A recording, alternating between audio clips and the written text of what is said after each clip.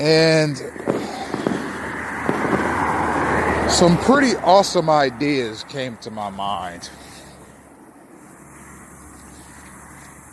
Now, I've talked some in the past about gang stalking by proxy, meaning indirect gang stalking,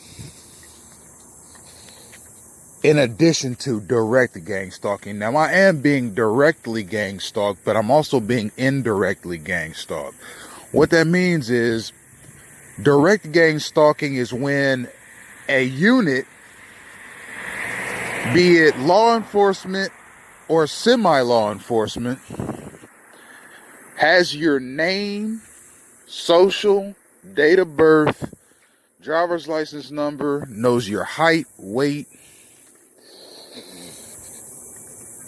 eye color, hair color,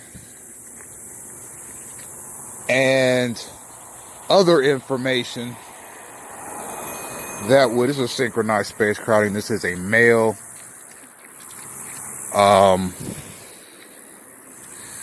I guess it wasn't a male, that was a female. But when I'm walking and people ride up behind me on bikes, taking that little bell, it's generally a male that does it. That is the first time I've ever experienced that, and it was a female. So, I don't know. I guess women ride around with those bell bikes as well. Anyhow, back to what I was talking about previously. And that's synchronized space crowding, by the way. She just happened to be driving down the sidewalk as I'm walking in the midst of all this chaos. Anyhow,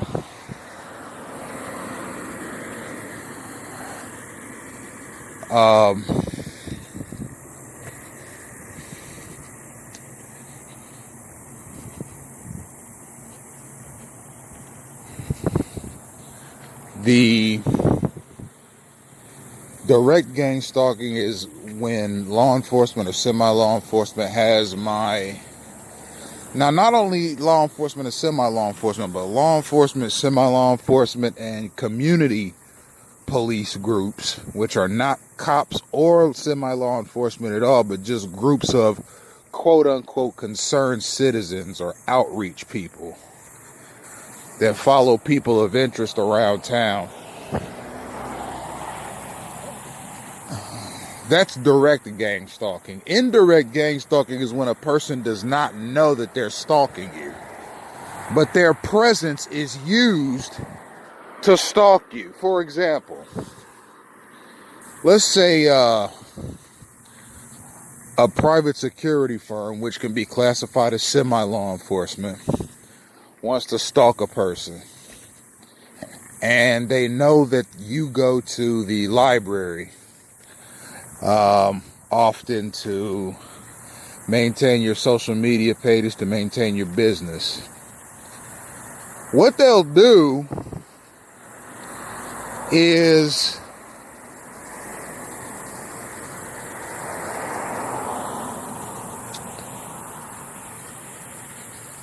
they'll send somebody after you. So take me, for example. I'm 6'5", about 230 pounds. I have an athletic build. I have black hair. It's styled in an afro. I have a mustache, a goatee, brown eyes, and I'm medium complexion. African American male. Generally wears dark clothing. Doesn't wear jewelry, no tattoos, no glasses, no earrings, no body piercings,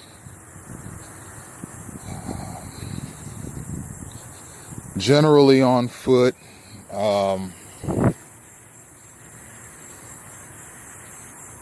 rides the metro bus from time to time, etc. Anyhow, if I were to go to a library and a private security firm were to try and stalk me indirectly, what they could do is they could send in units of gang stalkers into the library with these instructions. I want you to get as close as you can physically to a male in the library that looks like an athlete. Now, given the clientele, check this out, y'all. Right as I get to the curb, this little curve here, going left towards my destination, there's a vehicle coming just as I get there, right at the same time. How about that, folks? Anyhow, let's stick to what I was saying before. So I'm as I just described myself, if you were to see me walking down the street or in a mall or in a restaurant or in any retail store, or in a library, whether I'm sitting or standing, if you were to see me, you would think to yourself, oh, that looks like an athlete. Or, oh, that looks like somebody that might have played sports, organized sports, organized sanctioned athletics.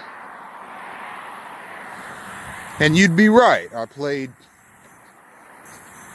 sports throughout my childhood. And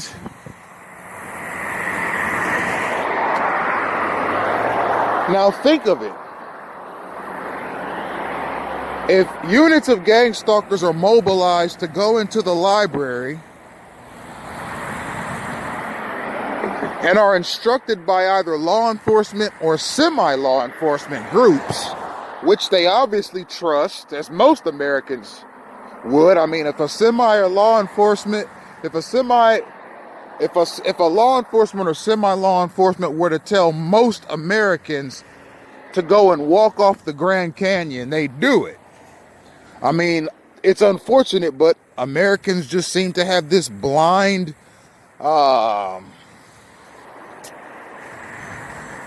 sense of obedience to military and law enforcement officials. It's the opposite with politicians, though. Americans are naturally skeptical of politicians, but military officials, generals, admirals, that kind of thing, police sergeants, even police officers, I mean, they could tell you to do anything. Just about, and I'm talking about the majority of heartland Americans and so forth.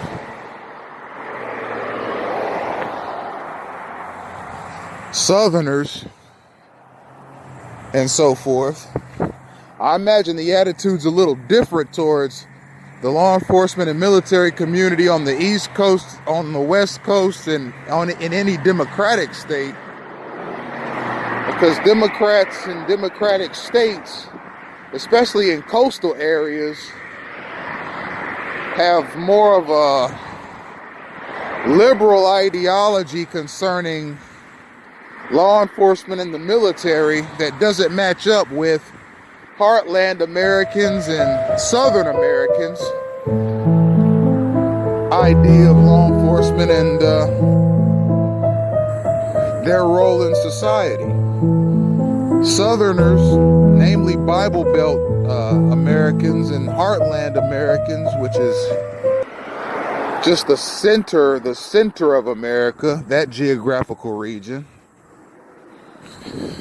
have a God and country mentality and have a what some would call a flag waving mentality, uber patriotism, blind loyalty to a country, right, wrong, or anything, you know. So some of these types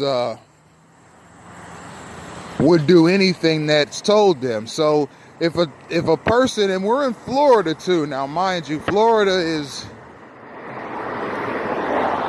it can be pretty fairly summed up as a Republican state. It's a red state. South Florida is blue, but the majority of Florida is red. And There's a different kind of flag waving that goes on down here.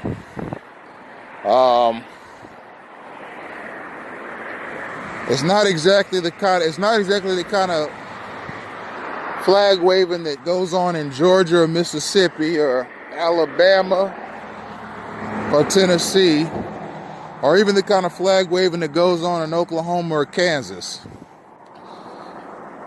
or Nebraska. Flag waving that goes on down here is a little wild. It's a different sort. Okay, it's a vigilante flag waving. And Florida is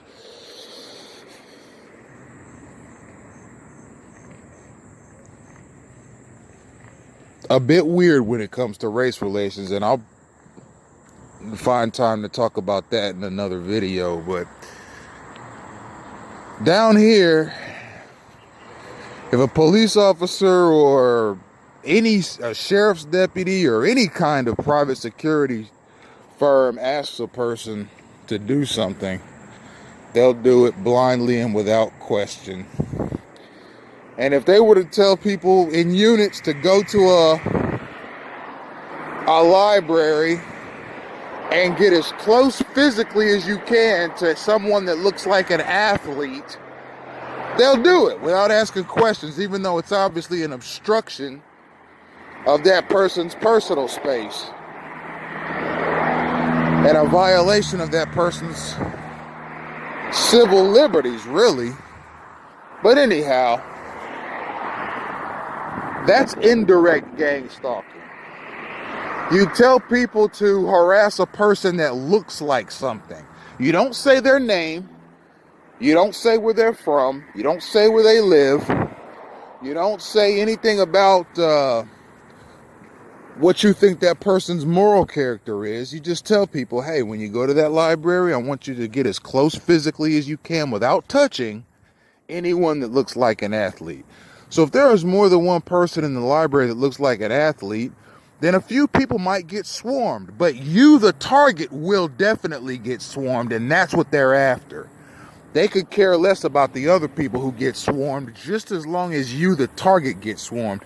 Now, let's say that the target is a very skinny bookworm that wears glasses and walks around wearing tweed shirts or tweed sweaters and khakis and looks like the stereotypical nerd. Then the command would be very different. Okay, we just seen 2 service vehicles. One's going, let's see, PGA.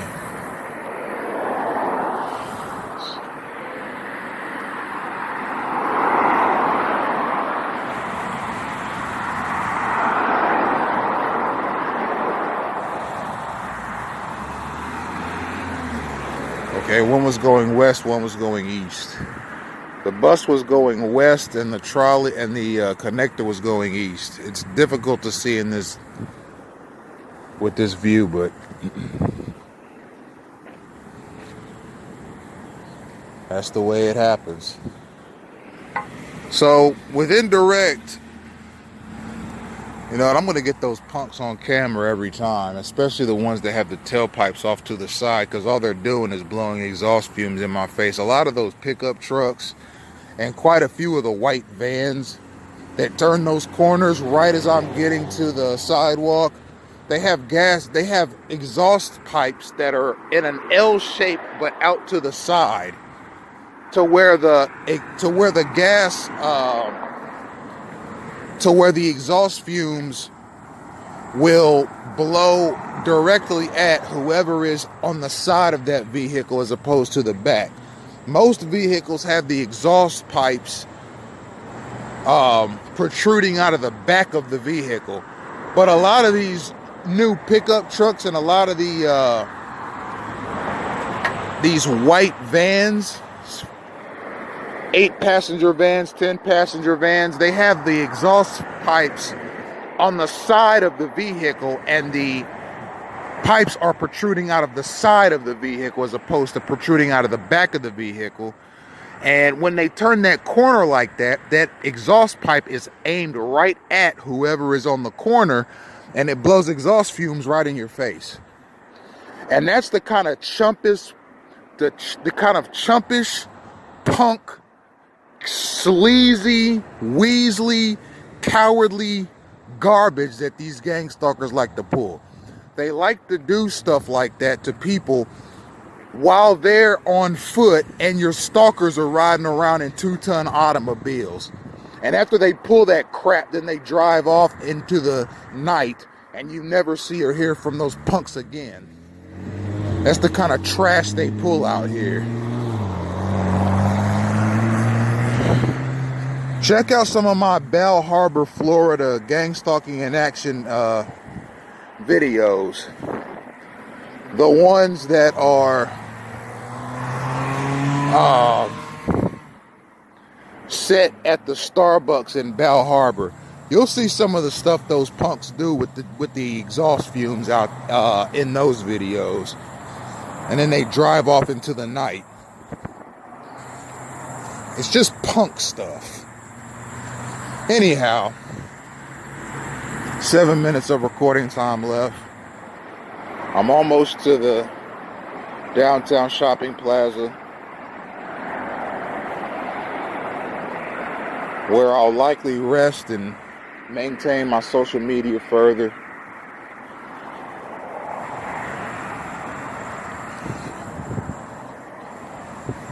So let's say a bookwormish type is the target, and law enforcement or semi-law enforcement elements wanted to target him and crowd his space.